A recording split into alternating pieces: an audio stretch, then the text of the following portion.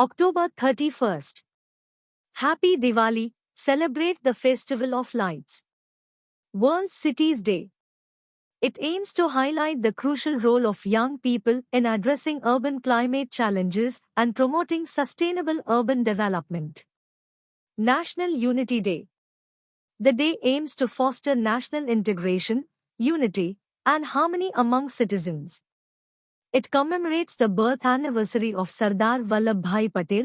He is a key figure in India's freedom struggle and India's first Deputy Prime Minister and Home Minister.